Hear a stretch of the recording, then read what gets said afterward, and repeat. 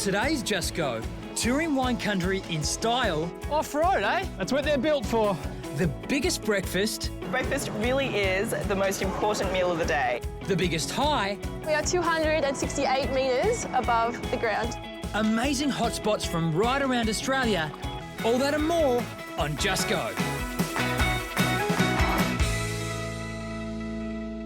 Whenever I travel, wherever that may be, there are usually three things that make me go, wow, now that was a good holiday. Amazing food, stunning scenery, and bucket loads of action.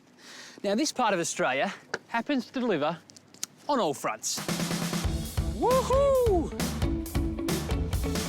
The Yarra Valley, on the eastern outskirts of Melbourne, is renowned for its cool climate and fine wine, and boasts over 80 cellar-doors. But behind the beautiful vine-covered hills, you'll find an area that's bursting with gourmet food and an abundance of things to do. Now, Jared, these things are very impressive. What is equally impressive are these surroundings. I mean, how lucky are we? I know, out here at the beautiful Rochford Winery amongst the vines, fantastic place. Great company. You're too modest. Thank you, mate. I'm on a Segway at one of the region's best-known wineries.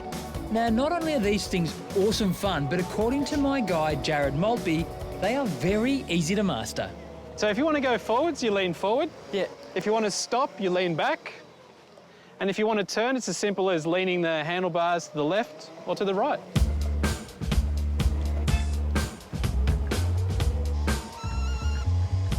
There's something very robotic about them, like they've got a mind of their own. Yeah, they still feel like they're an extension of yourself, though, because it's your body that's controlling it. It's probably my better half, really. Where to next? Oh, we're going to head out and we're going to test your skills. Oh, do you reckon I got what it takes? Certainly. Whoop! Whoop! Off-road, eh? Yeah, that's what they're built for. I never thought Segway and fear would go in the same sentence, but I'm genuinely a little scared. Oh, here we go. This is the last little test. Just steady speed. Oh, oopsie daisies. That's not steady, that's pretty slow. It's a good start. Oh, God. Coming down. There you go. Woo! You've done that one right because you didn't go for a swim. Thank you. Tours last for 2 hours and bookings are essential. But it's not over just yet. Jared, you really shouldn't have, mate. Thank you. The segwaying and now the spread, I mean, you are amazing. I know, I slave away all day just so I can keep my guys fed. Is it just for me or is this part of the service? It's all part of the service, so lunch is included in our tours. Wow, that's fantastic. I'm not sure what's more fun, segwaying or eating. It's a fine line. That's why we combine both. The winery's restaurant, Isabella's at Rochford, serves up delicious food 7 days a week. Now, while I'm here, it would be remiss of me not to check out the cellar door. After all, this is one of the world's premier wine-growing regions. I'll have the Pinot Noir, thanks, mate. Thank you, sir. Segwaying is actually quite tiring. So I've chosen the Big 4 Yarra Valley Holiday Park as the place to get some R&R while I'm here. There are heaps of great facilities, plus cabins and caravan sites are nestled among native bushland, which makes for a very tranquil stay. So when you wake up, you're ready for another day of adventure. You could start with an amazing hot air balloon ride. It's probably the best way to take in the spectacular scenery of the Yarra Valley. If you prefer to stay on the ground, the ever-popular Hillsville Sanctuary is an amazing spot to get up close and personal with Australia's favourite native animals. Afterwards, a taste test at the Yarra Valley Chocolaterie could be in order, before hitting the region's winding roads in style. Here comes my ride now.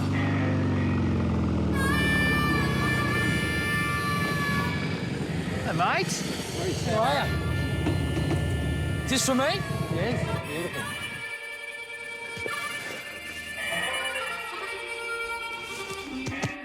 Let's go.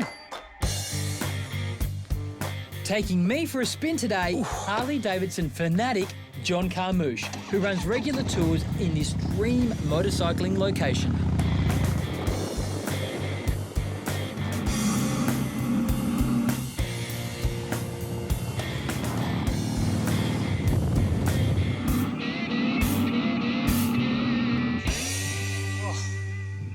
How about that view, eh? Magnificent, yeah. Mate, I cannot think of a better way to see the Yarra Valley than on the back of that thing. It was amazing. Yeah, it's amazing what people actually experience when they're on the ride. See, I told you there is so much to do. I think I'll be here for days. Summing up, captivating scenery, indulgent food and wine, and segways. Match made in heaven. And if you're visiting the Yarra Valley, be sure to take your CIL Travel Saver card with you for tremendous discounts like 10% off tickets to the Segway tours and 15% discount on global ballooning flights. As well as discounts on tourist attractions, your free CIL Travel Saver card provides thousands of offers and savings around Australia on tours, accommodation, restaurants, theme parks, adventure sports, and much more when you insure with CIL Insurance, Australia's leading specialist caravan and RV insurer. Coming up on Just Go, a tantalizing taste of Africa. Just like a punch in the mouth. It's amazing.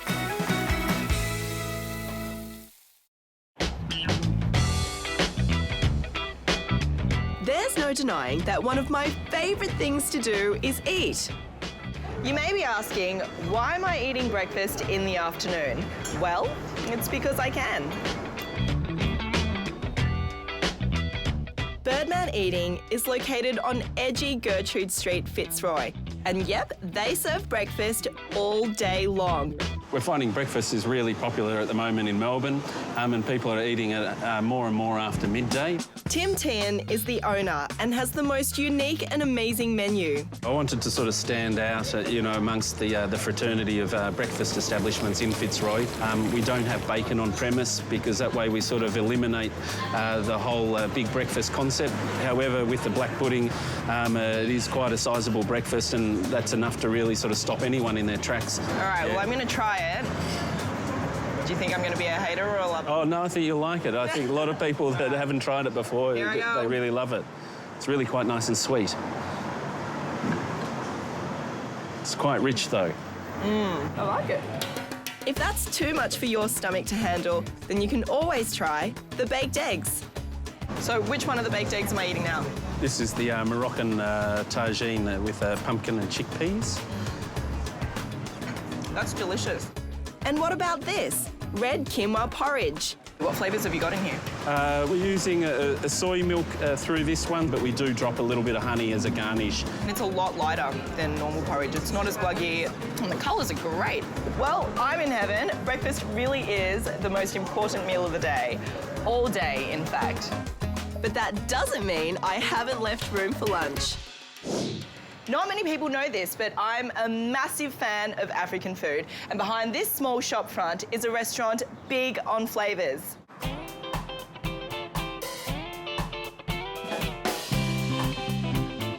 Little Africa is opposite the Queen Vic Market in North Melbourne and specialises in Eritrean and Ethiopian dishes. Owner Ruth is also the chef. So what dish are we cooking at the moment? We call it kolwa. Kolwa? It's very easy, simple to cook. It's only few ingredients. It only takes 2-3 minutes to cook. Yeah. The ingredients are lamb, tomato, onion, green chilli, oil, and a chili mix with 27 different spices. And like many African dishes, you eat by hand with injera bread. Oh, that is delicious. I love the spices in it. It's exactly why I love African food. It's just so full of flavour. Just like a punch in the mouth. It's amazing. The second dish is called gamberi, which literally means prawns. Again, a spice mix is heated with the prawns, chilies, onions and tomatoes, all added at a high temperature to complete the dish. Oh, Ruth, that is amazing. It's exactly how I remember it. Guys, do yourself a favour. Come and get some gamberi. It's the best you'll ever taste, I promise. I've saved the best to last. Evening, of course. Okay, everybody, let's go. To kick it off, I'm doing a leisurely moonlight kayak tour around the city's waterways. Kent Cuthbert from Kayak Melbourne is our guide for the night. So Kent, where are we off to today? So we're going to do a circuit around Victoria Harbour. We'll check out some of the beautiful yachts in the marina over there, paddle across in front of Etihad Stadium over to Newquay. That's where I'll tie the boats up to a dock. You guys will sit back and relax, But before we can relax, there's a bit of work to do. We start paddling at a pretty gentle tempo, but you still develop an appetite. Just in time for dinner. So how's everyone's fish and chips? Amazing. That's not bad. And you know what? I can enjoy this because I'm about to work it off.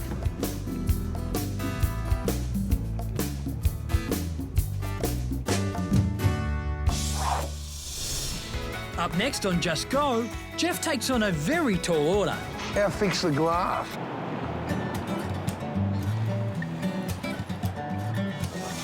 When you come to Sydney, a trip around its world-famous harbour is definitely on most people's must-do list.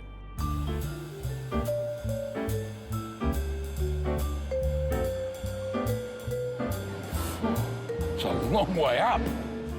If you prefer your views of the harbour city from dry land, then Sydney Tower Eye is right up there.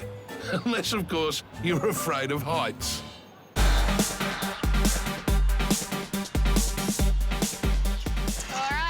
Welcome up to Sydney Tower Eye. Hey, how thick's the glass? Come on and find out. Michelle Shabetsky is my guide around Skywalk, a 45-minute tour around the outside of the iconic Sydney Tower Eye. Standing here, we are 268 metres above the ground here. I don't know if I needed to know that, but okay. And if you see the bridge here, if you can see the top, those two flags, that's 134. So right here, we are exactly from this glass, double the height there of the bridge. Double? Double the height, yep. Okay, I'll just come over here. I feel a lot better. The Skywalk offers a magnificent bird's-eye perspective of this stunning city. How far can you see, really? Yeah, on a clear day like today, it's about 80 kilometres. The views just keep getting better. Look at that.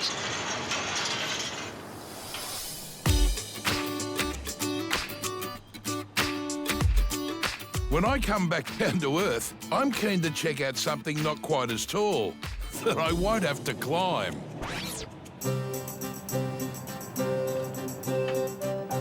Hello, mate. How are you going? I'm good. Welcome aboard, Coxie. Thanks, mate. Going to have some fun.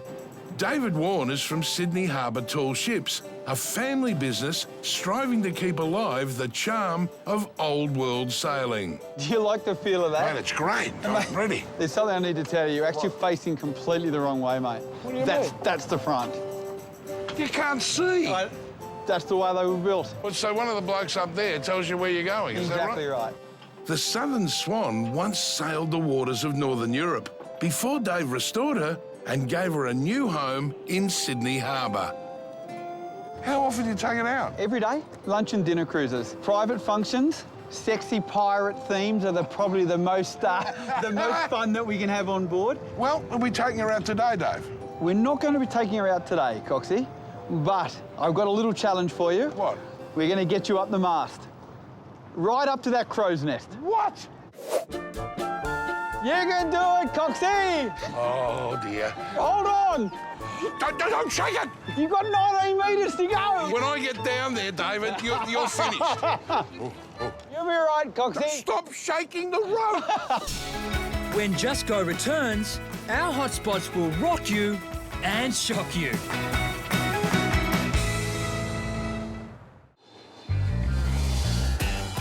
Now it's time for our Just Go hotspots. A quick look at some great places around Australia you might want to add to your travel bucket list.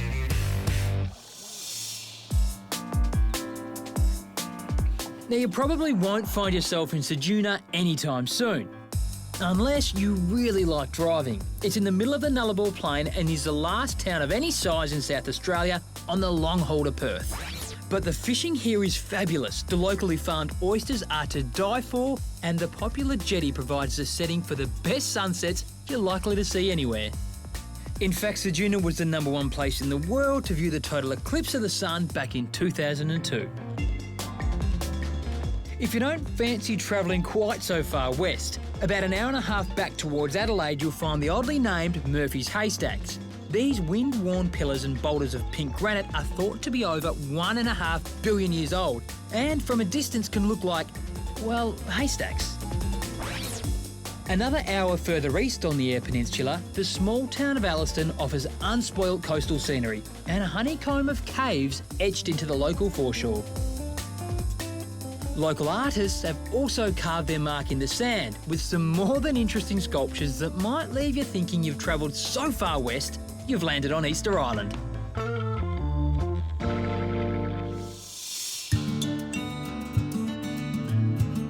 If you like a road trip, about 5 hours northwest of Sydney, Dubbo might pleasantly surprise you with its broad range of things to see and do.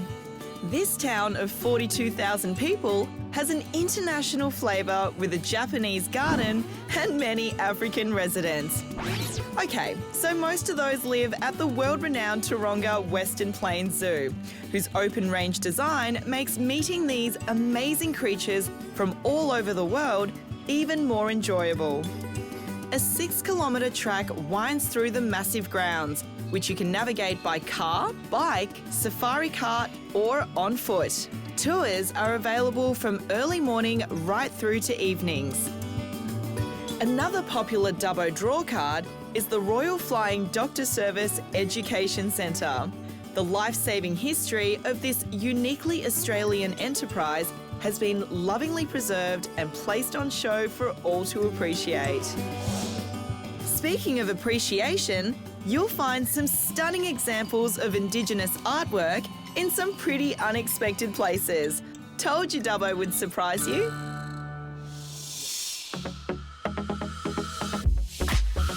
Now, if you're seeking time in the sun, there's plenty of reasons to make the Queensland capital your destination. Brisbane's easy to get around, and there's some interesting ways to explore the city from the vantage point of the Brisbane River. Kayaking during the day or at dusk is one of the best. For an elevated vista of the city, scaling the Story Bridge offers unparalleled views as long as you're not frightened of heights or some serious legwork. If you like climbing a bit closer to the ground, the Kangaroo Point Cliffs offer a variety of rock climbing options. But depending on your fitness and phobias, you might find it even more scary than the bridge. Now, it wouldn't be Queensland without a beach, and there's one right in the middle of town at South Bank. It is man-made, however. To enjoy sand and sea as nature intended, a short boat ride to Moreton Island and you'll find plenty of both. You can stay out of the water and still enjoy the adrenaline rush of surfing as you fly down these massive dunes on a board or toboggan. But the biggest thrill on the island, if you're staying at the local Tangalooma Resort, is a chance to feed wild dolphins by hand. It's a magical experience.